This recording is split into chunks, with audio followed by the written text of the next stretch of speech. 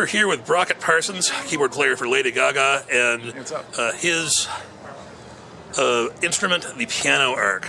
A genuine circular keyboard plays all the way around multiple sounds in multiple zones. There's also a set of keys that send control messages.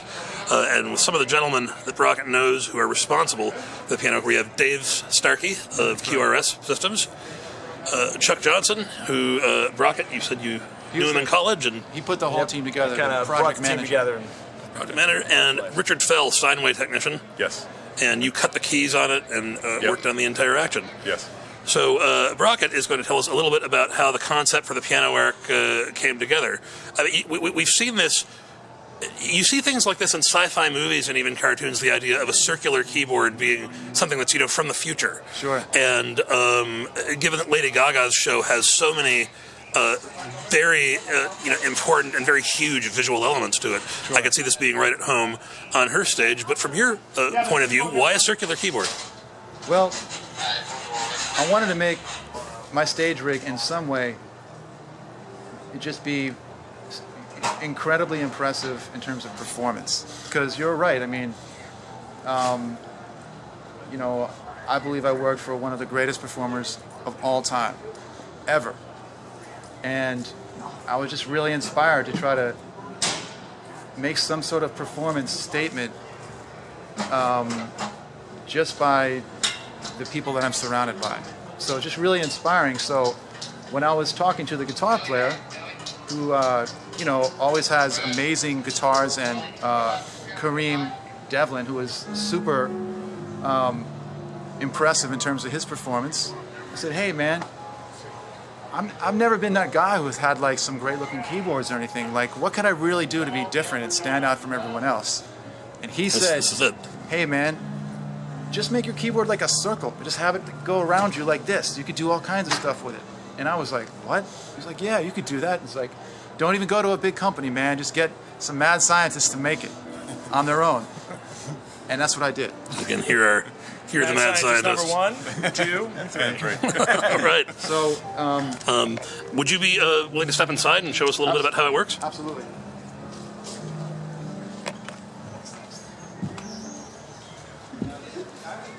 So we have zones. Right? We have 3 zones.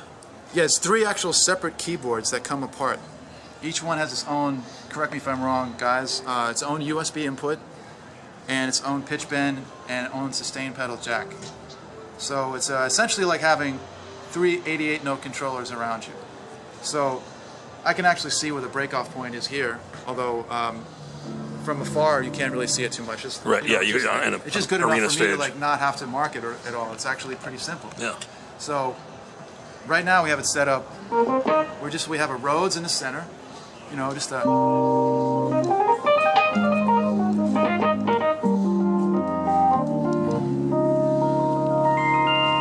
have a bass on the side.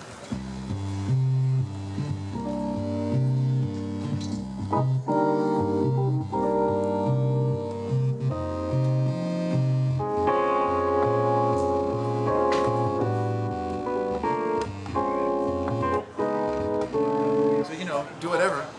And then in this zone, which is another 88-note keyboard, we have a lead synth sound.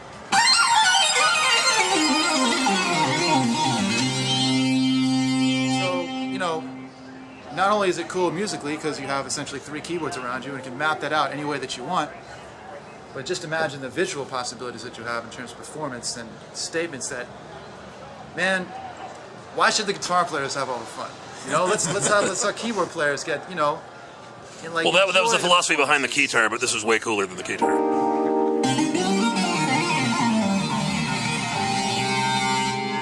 Now, aside from showmanship, is there an ergonomic benefit to it? Because it seems like, I saw you playing before, and it seems like certain things are very fluid, and might even be more so than playing, say, a 3-tiered keyboard rig in a stand. Well, that's right. I guess the obvious statement is, well, you could just get 3 keyboards and play. It might not look as cool, but you could accomplish the same thing. I actually do think that this is, in a way, easier in some ways, because it's just right around you. Everything is connected. And the more that I'm actually playing it, I do feel like I'm really starting to feel the soul of it to some extent. It's like there's something about just having just one piece with all these sounds and possibilities that I just feel it's like an endless, just like there's an endless potential of what you could do. I've only topped the surface, and I'm going to dig into it even more. Especially with controller keys, so you can send program changes to each of the zones. Absolutely, and we're going to get way more complicated with that.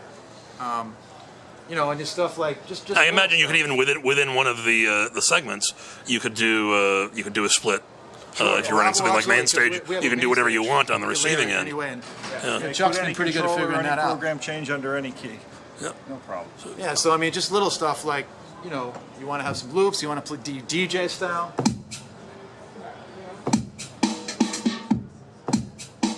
And the way that Chuck has set it up is that when you hit these loops right here, you have to hold it down for the loop to play. But in this octave, you don't have to hold it down, so you can just be like, and let it go. So you can have all kinds of DJ type variations. You're not stuck to it. If you hit it again, it goes off. So if you want to play and have a loop at the same time, like a DJ,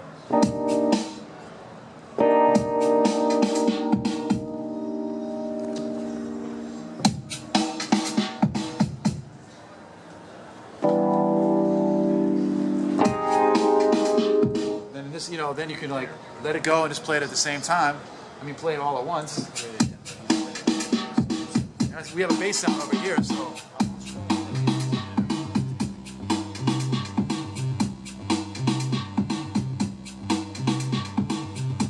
I'm from New Jersey, and I spent a lot of time in Newark doing underground house music sessions, where it's just like you just vibe out, just like you just like turn the lights down low, and you just groove on that. You just get into the zone. But you can really get into the zone here. You can move around. For all you keyboard players that want to like really perform what you're doing, you don't have to be stagnant anymore.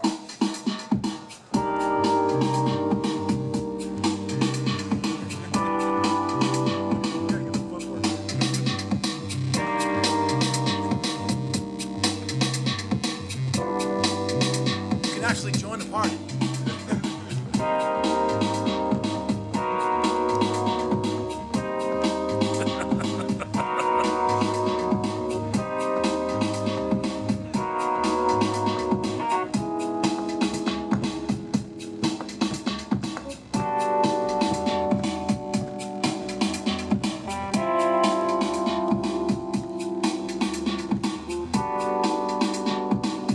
Kicking a little strings.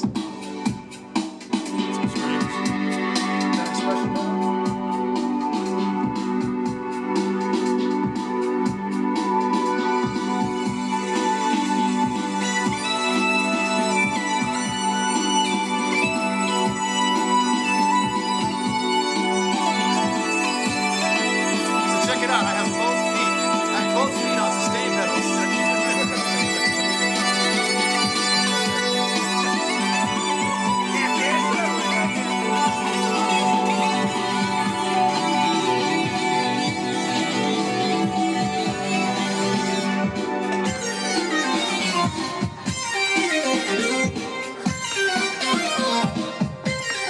Why should guitar players, you know, love?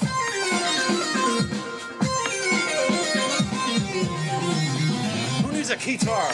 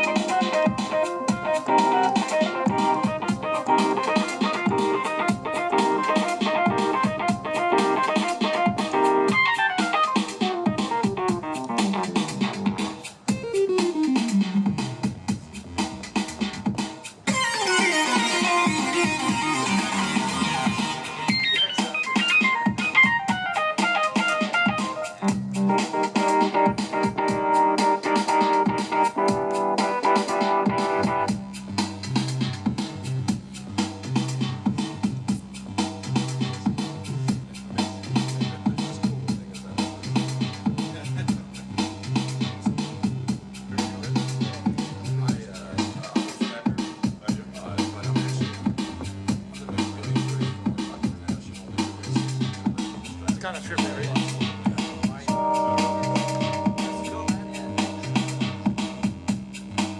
Like Hendrix playing behind his back, yeah. You know what I'm saying? Yeah. I mean, I'm playing kind of like, I'm getting kind of silly now, but that's just like, you know, you can like, we really dig into it. We could do some crazy stuff. There's something going on, but there's something going on. There is showmanship going on, but there's something beyond that going on with the physical relationship of body to finger movement on the keys that you don't get with. I can see it in how you play it. I can see it in the groove you're holding down. You don't get it with a stack of 3 or 4 conventional Not the same way as synthesizers. this. And it's you know, I think there could really be inspirational and performance benefits to this outside of just looking cool. I hope so. You know, we could even just like, you know, I'm trying to think. Music is really deep. It means a lot of different things for a lot of different people, and you know, I'm really glad that these guys were willing to come along board and do this. We're crazy. There's really no reason to do this. This wasn't done to make money. Obviously, this is something so crazy. We just felt that we wanted to do something that was cool. So we did this because it's cool.